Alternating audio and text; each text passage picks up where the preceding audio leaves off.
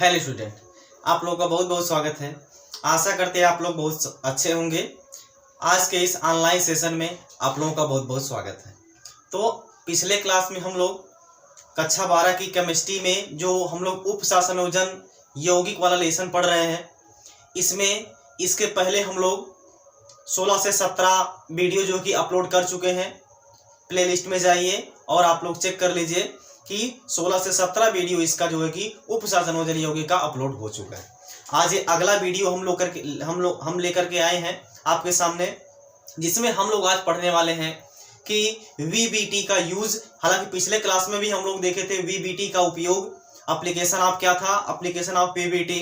लेकिन पिछले क्लास में हम लोगों ने केवल कोऑर्डिनेशन नंबर 6 के लिए हम लोग इसका एप्लीकेशन देखे थे। आज हम लोग देखेंगे कोऑर्डिनेशन नंबर 4 के लिए जो वीबीटी है इसका एप्लीकेशन क्या होता है, ठीक है ना। तो वीबीटी जो है यह कोऑर्डिनेशन नंबर 4 में दो टाइप से हाइब्रिडाइजेशन पाया जाता है, पॉसिबल है। पहला क्या है sp3, दूसरा क्या होता है dsp2, ठीक है ना। यानी कि इसमें अगर जब कोऑर्डिनेशन नंबर 6 हो, मतलब जब Cn का मान कितना हो 4, सॉरी यहाँ पे क्या करना है हम लोगों को, Cn का मतलब Cn का जो मान होगा वो कितना हो जाएगा 4। यानी कि यहाँ पे जो कोऑर्डिनेशन नंबर मिलेगा वो कितना मिलेगा 4 मिलेगा। पिछले क्लास में हम लोगों ने कोऑर्डिनेशन नंबर 6 के लिए पढ़ा था। इसमें दो प्रकार के हाइब्रिडाइजेशन पाए गए थे, एक था sp3d2, दूसरा था d2sp3। इस क्लास में हम लोग आज पढ़ेंगे कोऑर्डिनेशन नंबर 4 के लिए, ठीक है ना। अब देखिए, जब कोऑर्डिनेशन नंबर 4 है इसमें दो टाइप के हाइब्रिडाइजेशन पॉसिबल है। पहला क्या है sp3, पहला क्या है sp3, यानी इसमें जो हाइब्रिडाइजेशन मिलेगा या तो sp3 हो सकता है या तो dsp2 हो सकता है। इसमें भी देखिए 4 ऑर्बिटल इन्वॉल्व है, इसमें भी 4 ऑर्बिटल इन्वॉल्व है, बशर्ते इसमें क्या sp3 एक s का और 3 p का है ऑर्बिटल जो है कि पार्टिसिपेट करेगा, ठीक। लेकिन दूसरे वाले में क्या है, एक d का एक s का और 2 p का जो ऑर्बिटल है वो यहाँ पे पार्टिसिपेट करेगा, तो यहाँ पे बन जाएगा dsp2 हाइब्रिडाइजेशन बनेगा। बात समझ में आ गई। तो अगर हम ज्योमेट्री की बात करें, आकृति की बात करें, इसकी जो आकृति होती है वो होती है चतुष्फलकीय। कैसी होती है, चतुष्फलकीय होती है। इसको हम लोग क्या बोलते हैं, टेट्राहेड्रल बोलते हैं। इसको हम लोग क्या बोलते हैं, टेट्राहेड्रल बोलते हैं, यानी कि चतुष्फलकी इसकी आकृति यहाँ पे मिलेगी, ठीक। इसकी जो आकृति होती है वो होती है वर्गाकार समतलीय। कैसी होती है, वर्गाकार समतलीय। वर्गाकार समतलीय इसकी आकृति होती है, यानी कि एक समतल होगा उसमें वर्ग, मतलब कि 4 जैसे वर्ग होता है ना, चारों भुजा उसकी क्या होती है, बराबर होती है। तो बीच में केंद्रीय धातु परमाणु हो जाएगा और चारों किनारे पर क्या हो जाएंगे, लिगेंड हो जाएंगे। तो वो यहाँ पे जो ज्योमेट्री मिलेगी वो क्या मिलेगी, वर्गाकार समतलीय मिलेगी। बात समझ में आ गई ना। तो Cn जो होगा, Cn का मान अगर 4 है, Cn मतलब कोऑर्डिनेशन नंबर, जिसको हम लोग हिंदी में उपसंयोजन संख्या बोलते हैं। तो उपसंयोजन संख्या अगर 4 है तो यहाँ पे दो प्रकार का हाइब्रिडाइजेशन पॉसिबल है, यानी पाया जाएगा। एक तो होगा sp3, दूसरा क्या हो जाएगा dsp2। अब हम लोग इसका एग्जांपल लेकर के आप लोगों को समझाते हैं, नोट कर लीजिए, इसको देख लीजिए। अब इसका जो पहला एग्जांपल है वो है NiCl का 4 2-, क्या है, NiCl का 4 2-, ठीक है ना। क्या है, NiCl का 4 2-, NiCl का 4 ये है, सॉरी ये ऐसे एग्जांपल रहेगा, NiCN का 4, यहां पे जो चार्ज है ये क्या है, 2+ का चार्ज, यानी कि ये है यहाँ पे NiCl का 4, ये इस पर जो चार्ज है 2- का चार्ज है, सॉरी यहाँ पे जो चार्ज है वो क्या है, 2- का चार्ज है। बात समझ में आ गई। ये कोई कॉम्प्लेक्स दिया गया है, इसमें हम लोगों को वीबीटी के थ्रू इसमें एक्सप्लेन करना है। क्या क्या एक्सप्लेन करना होता है, पहला हाइब्रिडाइजेशन, दूसरा आयुग्मित इलेक्ट्रॉन, तीसरा चुंबकीय आघूर्ण, चौथा हम लोग इसका प्रकृति बताते हैं, यानी कि मैग्नेटिक नेचर या पैरामैग्नेटिक है या फिर डायमैग्नेटिक है। इसके बाद पांचवा हम लोग देखते हैं इसकी ज्योमेट्री, यानी कि संरचना, ज्यामिति, कि यह कौन सी ज्यामिति संरचना, यानी कि इसकी जो ज्यामिति होती है वो कैसी पाई जाती है, ठीक है। देखिए, अब पहले हम लोग क्या करते हैं, निकिल का इलेक्ट्रॉनिक विन्यास लिखते हैं। पिछले क्लास में अगर आप देखेंगे तो वहां पे आपको समझ में आया होगा इसमें करते क्या है, ठीक है ना। देखिए, जो निकिल होता है इसका परमाणु क्रमांक कितना होता है, निकिल, कॉपर और जिंक, इसका परमाणु क्रमांक होता है 28। क्या होता है, 28, ठीक। चूंकि देखिए आयरन का होता है 26, कोबाल्ट का 27, निकिल का कितना हो जाएगा 28। अब हम लोग जब इसका इलेक्ट्रॉनिक विन्यास करेंगे तो मिलेगा 1s2, 2s2, 2p6, 3s2, 3p6, 3d यहाँ पे कितना हो जाएगा 8 हो जाएगा और हो जाएगा 4s2। ये है इसका इलेक्ट्रॉनिक विन्यास। अब देखिए इसमें क्या करता है, सबसे पहले कि जो केंद्रीय धातु परमाणु होता है वो अपनी ऑक्सीकरण संख्या के बराबर क्या करता है, इलेक्ट्रॉन त्यागता है। तो पहले हम लोग क्या कर लेंगे, इसकी ऑक्सीकरण संख्या कैलकुलेट कर लेंगे। ऑक्सीकरण संख्या किसका निकालेंगे हम लोग, निकिल का निकालते हैं। तो यहाँ पे जो निकिल की ऑक्सीकरण संख्या आएगी वो कितना आएगी, देखिए Cn का होता है, सॉरी यहाँ पे Cl होगा, यहाँ पे क्या होगा Cl होगा। एग्जाम्पल में चलिए ठीक है Cn का ही देख लेते हैं, उसमें क्या दिक्कत है, Cn का ही देख लेते हैं पहले, उसमें कोई दिक्कत नहीं है। अब देखिए जो Cn है इसकी ऑक्सीकरण संख्या कितनी होती है, -1 होती है। तो यहाँ पे 4 Cn है तो क्या हो जाएगा -4 और उधर जाएगा तो +4, यानी इसकी जो ऑक्सीकरण संख्या आ जाएगी वो आ जाएगी +2। यानी निकिल क्या करेगा, +2 चार्ज बनाएगा, यानी जो निकिल है ये +2 चार्ज बनाएगा। तो इसका इलेक्ट्रॉनिक कॉन्फ़िगरेशन जब हम लोग लिखेंगे हो जाएगा 1s2, 2s2, 2p6, 3s2, 3p6 और यहाँ पे क्या बचेगा 3d8 बचेगा और यहाँ पे हो जाएगा 4s0 और 4s0 के बाद क्या आएगा यहाँ पे 4p, इसमें भी कितने इलेक्ट्रॉन है, 0 इलेक्ट्रॉन। बात समझ में आ गई ना। चलिए अब आ जाइए, अब हम लोग क्या करेंगे, निकिल 2+ का ऑर्बिटल बनाएंगे, यानी कि Ni2+, इसका हम लोग ऑर्बिटल बनाएंगे तो क्या है 3d है। d में कितने ऑर्बिटल होते हैं बाबू, 5 ऑर्बिटल होते हैं। तो हो जाएगा 1 2 3 4 5 ऑर्बिटल हो गया। इसके बाद क्या है 4s है, 4s में कितने ऑर्बिटल होते हैं, 1 ऑर्बिटल होते हैं। इसके बाद p है, p में कितने ऑर्बिटल होते हैं, 3 ऑर्बिटल होते हैं। ये कौन सा ऑर्बिटल है, 3d वाला ऑर्बिटल है, नीचे हम दिखा दे रहे हैं, ये 3d वाला ऑर्बिटल है, ये 4s वाला ऑर्बिटल है, ये है 4p वाला ऑर्बिटल। अब देखिए 3d में कितने इलेक्ट्रॉन भरना है, 8 इलेक्ट्रॉन, 1 2 3 4 5 6 7 और यहाँ पे 8। s में यानी 4s में 0 है, 4p में कितने हैं 0 है। अब जैसे ही जब हम लोग क्या करेंगे यहाँ पे NiCN का 4, इसके बाद यहाँ पे अगर हम 2- इसका जब हम लोग यहाँ पे ऑर्बिटल में इलेक्ट्रॉन को भरते हैं तो होता क्या है कि जो Cn है यानी कि जो साइनाइड आयन है वो स्ट्रॉन्ग फील्ड लिगेंड है, यानी कि जो साइनाइड आयन है वो स्ट्रॉन्ग फील्ड लिगेंड है, मतलब प्रबल लिगेंड है। तो प्रबल लिगेंड है तो वो क्या करेगा, अनपेयर्ड इलेक्ट्रॉन को पेयर्ड कर देगा। पिछले क्लास में हम लोगों ने यानी हम लोग देखे थे इसमें क्या किया जाता है, कैसे होता है। तो इसमें हम ज्यादा बेसिक से नहीं जाएंगे, तो अगर आपको समस्या हो रही है तो आप पिछला क्लास देख लीजिए, आपको क्लियर हो जाएगा, ठीक है ना। तो यहाँ पे जो Cn है वो क्या है, प्रबल लिगेंड है, तो क्या करेगा, इलेक्ट्रॉन को पेयर कर देगा। जब इलेक्ट्रॉन को पेयर करेगा तो ये वाला इलेक्ट्रॉन जो है इसमें चला आएगा, तो ये d का एक ऑर्बिटल जो है कि खाली हो जाएगा। बात समझ में आ गई ना। तो इसका जब हम लोग यहाँ पे ऑर्बिटल बनाएंगे तो बन जाएगा यहाँ पे, ये है 3d वाला ऑर्बिटल, इसमें कितने हैं ऑर्बिटल होंगे, 5 ऑर्बिटल, वही ऊपर वाला होगा 1 2 3 4 5 ऑर्बिटल। इसके बाद यहाँ पे आएगा आपका वही 4s वाला, ये आएगा 4p वाला, ठीक है ना। ये क्या है 3d, ये है 4s, ये है 4p ऑर्बिटल। अब देखिए ये इलेक्ट्रॉन इसमें चला आएगा तो इसमें 2 इलेक्ट्रॉन, 2 इलेक्ट्रॉन इसमें, 2 इलेक्ट्रॉन इसमें और 2 इलेक्ट्रॉन इसमें। ये इलेक्ट्रॉन इसमें क्यों चला आया, क्योंकि यहाँ पे जो साइनाइड है वो स्ट्रॉन्ग फील्ड लिगेंड है, प्रबल लिगेंड है। प्रबल लिगेंड होने के कारण ये क्या करेगा, अनपेयर्ड इलेक्ट्रॉन को पेयर्ड कर देगा। तो जब पेयर्ड करेगा तो ये वाला इलेक्ट्रॉन जो यहाँ पे चला आएगा, तो ये वाला d का जो एक ऑर्बिटल है वो यहाँ पे खाली हो जाएगा। तो देखिए यहाँ पे हमको कितना लिगेंड लगाना है, 4 लिगेंड। तो एक Cn यहाँ पे हो जाएगा, एक Cn यहाँ पे हो जाएगा, एक Cn यहाँ पे और एक Cn यहाँ पे। अब यहाँ से ये क्या करेगा, lone pair of electron donate करेगा, यहाँ पे यह lone pair of electron donate करेगा, यहाँ पे यह डोनेट करेगा, तो यह यहाँ पे लोन पेयर ऑफ इलेक्ट्रॉन को डोनेट करेगा। अब देखिए यहाँ पे कितना इलेक्ट्रॉन हो जाएगा, 2 इलेक्ट्रॉन हो जाएगा, क्योंकि यहाँ पे lone pair of electron donate किया जा रहा है। तो यहाँ भी 2 इलेक्ट्रॉन, इसको हम लोग डॉटेड लाइन से रिप्रेजेंट कर देते हैं, तो ये हो जाएगा यहाँ पे Cn। अब देखिए यहाँ पे ऑर्बिटल कितने पार्टिसिपेट किए हैं, तो कितने ऑर्बिटल पार्टिसिपेट किए हैं, 1 ऑर्बिटल, 2 ऑर्बिटल, 3 ऑर्बिटल और 4 ऑर्बिटल। यानी कि d का देखिए, सॉरी हाँ ठीक है, ये 4s वाला ये तो ऊपर वाला था, ठीक। देखिए d में कितने ऑर्बिटल पार्टिसिपेट किए हैं, 1, तो हो जाएगा d 1 s का और 2 p का। इसमें जो हाइब्रिडाइजेशन आ जाएगा वो आ जाएगा dsp2 हाइब्रिडाइजेशन इसमें आ जाएगा।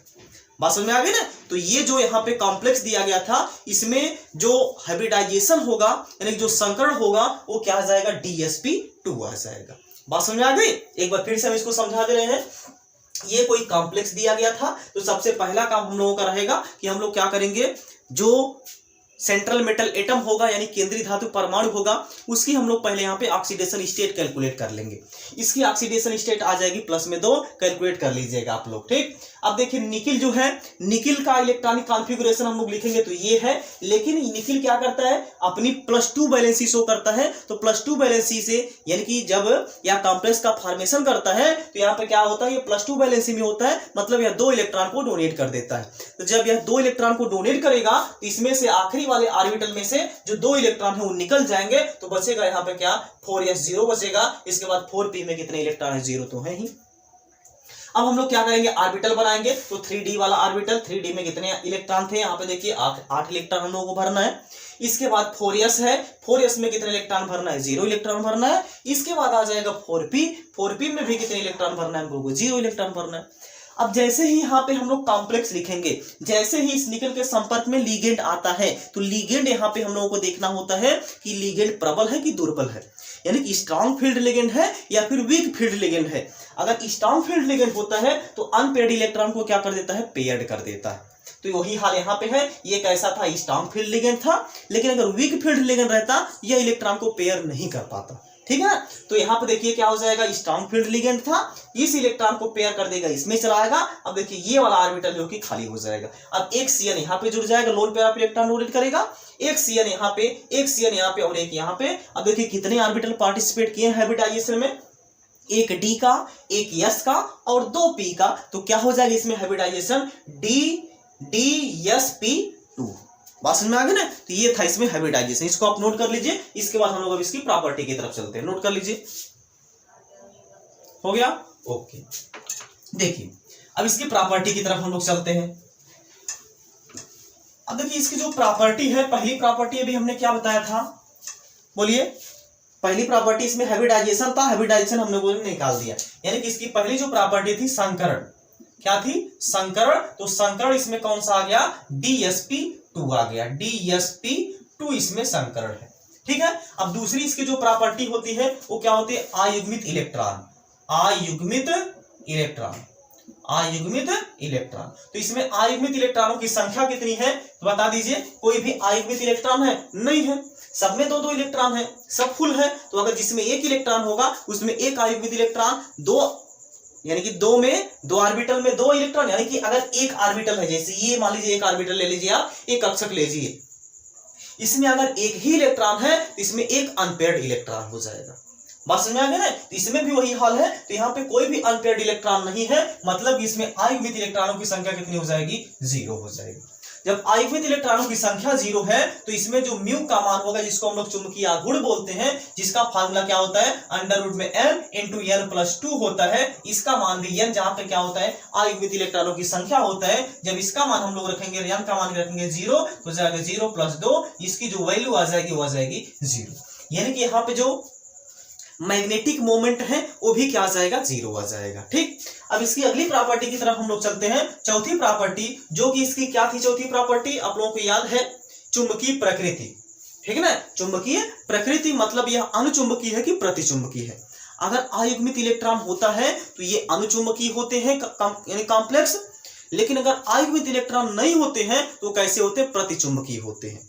तो यहाँ पे देखिए कोई भी अनपेयर्ड इलेक्ट्रॉन नहीं है, कोई भी अनपेयर्ड इलेक्ट्रॉन नहीं है, मतलब इसकी जो प्रकृति हो जाएगी, चुंबकीय प्रकृति इसकी जो हो जाएगी वो कैसी हो जाएगी बाबू, बोल दीजिए, प्रतिचुंबकीय हो जाएगी। कैसी हो जाएगी, प्रतिचुंबकीय हो जाएगी। बात समझ में आ गया। अब इसकी अगली प्रॉपर्टी जो है वो क्या है, संरचना। इसकी संरचना हम लोग बना देते हैं। अब देखिए इसमें हाइब्रिडाइजेशन DsP2 है, मतलब इसमें जो हाइब्रिडाइजेशन मिलने वाला है, सॉरी, इसकी जो संरचना मिलने वाली है वो मिलेगी यहाँ पे वर्गाकार समतली, ठीक। तो हम लोग देख लेते हैं इसकी संरचना कैसी बनेगी। देखिए क्या था, NiCN का 4, इसकी संरचना जो है कि ऐसे बन जाएगी। तो हो जाएगा यहाँ पे निकिल, यहाँ पे एक Cn, एक Cn यहाँ पे, एक Cn यहाँ पे, एक Cn यहाँ पे, यहाँ पे एक साइनाइड आयन हो जाएगा, एक साइनाइड आयन यहाँ पे, एक साइनाइड आयन यहाँ पे और एक साइनाइड आयन जो है कि यहाँ पे हो जाएगा। अब यहाँ पे जो कॉम्प्लेक्स था उस पर कौन सा चार्ज था, 2 माइनस का चार्ज था। इसकी जो आकृति है वो कैसी है, वर्गाकार समतलीय, वर्गाकार समतलीय इसकी आकृति है। बात समझ में आ गया है। तो ये है इसमें हाइब्रिडाइजेशन, ज्योमेट्री, मैग्नेटिक मोमेंट, ये सब था इसकी प्रॉपर्टी। इसको आप नोट करिए। इसके बाद हम लोग अगले एग्जाम्पल की तरफ चलते हैं। नोट कर लीजिए इसको।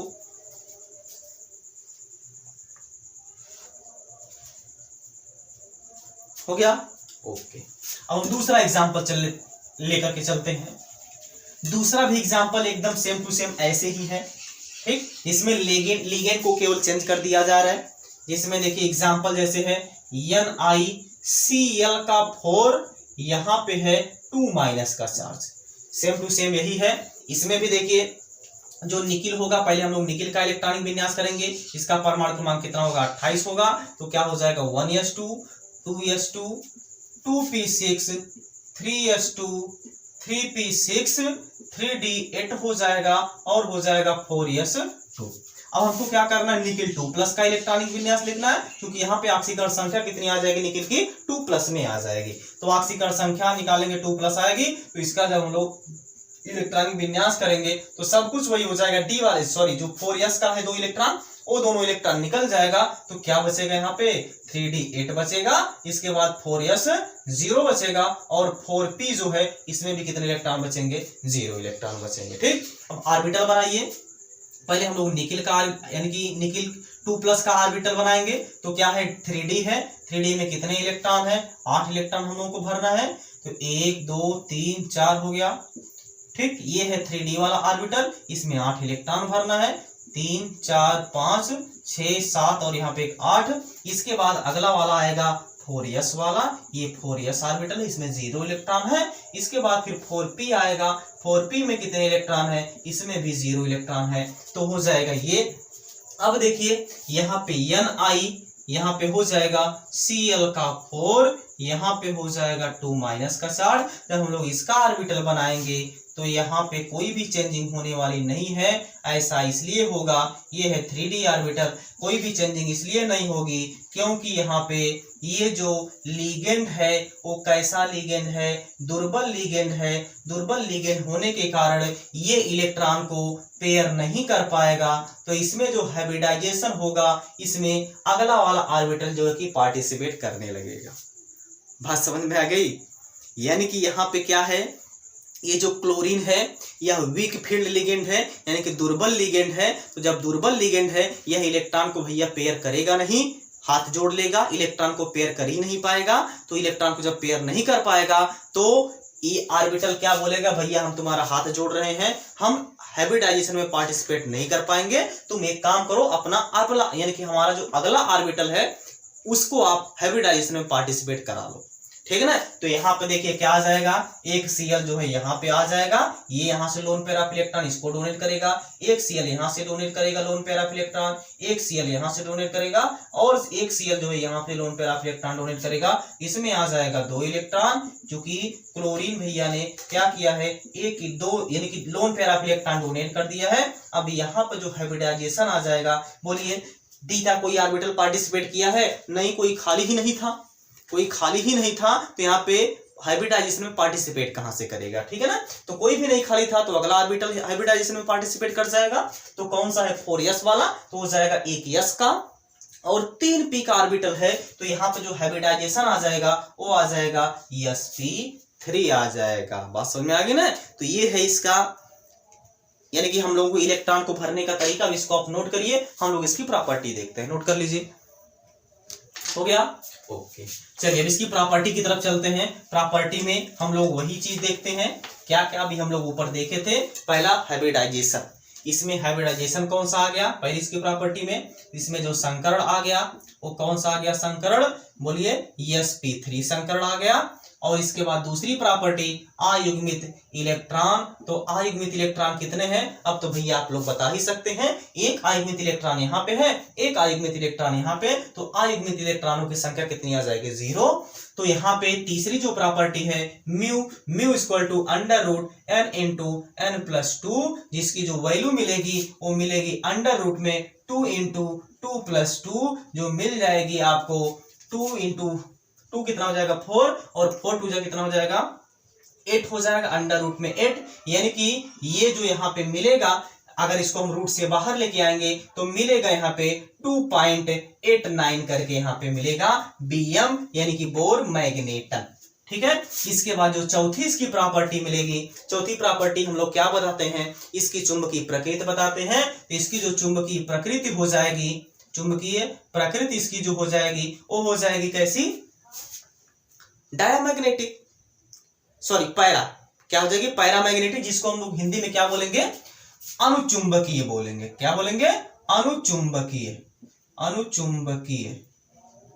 ठीक है ना, जिसको हम लोग क्या बोलेंगे, आयुग्मित इलेक्ट्रॉन, डायमैग्नेटिक।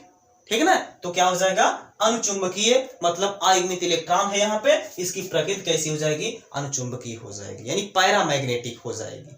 बात समझ में आ गई ना। तो ये है यहाँ पे, तो यहाँ पे अब हम लोग पांचवी प्रॉपर्टी की तरफ चलते हैं। इसकी जो पांचवी प्रॉपर्टी होगी वो क्या होगी, ज्योमेट्री है इसकी। तो ज्योमेट्री हम लोग देखेंगे तो Ni, यहाँ पे देखिए sp3 है, आपको बताया गया था sp3 में जो इसकी ज्योमेट्री बनती है वो टेट्राहेड्रल बनती है। तो बन जाएगा यहाँ पे एक निकिल हो जाएगा, एक निकिल यहाँ पे हो जाएगा, एक Cl जो है यहाँ पे जुड़ जाएगा, एक Cl जो है यहाँ पे जुड़ेगा, एक Cl जो है यहाँ पे जुड़ेगा और अगला वाला जो Cl है यहाँ पे जुड़ जाएगा। यानी कि इसकी जो ज्योमेट्री मिलेगी वो ऐसी कुछ यहाँ पे मिलने वाली है। तो ये हो जाएगी इसकी ज्योमेट्री। बात समझ में आ गई ना। तो ये इसकी ज्योमेट्री है। तो यहाँ पे जो हाइब्रिडाइजेशन है वो कौन सा है, sp3 यानी कि हाइब्रिडाइजेशन है। और इसकी ज्योमेट्री कैसी, यानी कि ज्योमेट्री कैसी है, कैसी है, चतुष्फलकीय। कैसी है, चतुष्फलकीय, चतुष्फलकीय इसकी ज्योमेट्री है यहाँ पे। बात समझ में आ गई ना। तो ये है इसका एग्जाम्पल, दो एग्जाम्पल हम लोगों ने कर लिया है, एक sp3 के लिए, एक dsp2 के लिए। ठीक है ना। अब इसको आप स्क्रीनशॉट ले लीजिए, इसके बाद हम वीडियो को एंड करें। ले लीजिए, हो गया। चलिए देखिए, अब आज की क्लास जो है कि यहीं पे खत्म करते हैं। अब नेक्स्ट क्लास में जो होगी हम लोग किसी नेक्स्ट टॉपिक के साथ आपके सामने उपस्थित होंगे। अब हम लोग मिलते हैं नेक्स्ट क्लास में। जहां पे भी रहिए आप लोग स्वस्थ रहिए, मस्त रहिए, अपने माता पिता का ख्याल रखिए। अब मिलते हैं नेक्स्ट क्लास में। जय हिंद, जय भारत।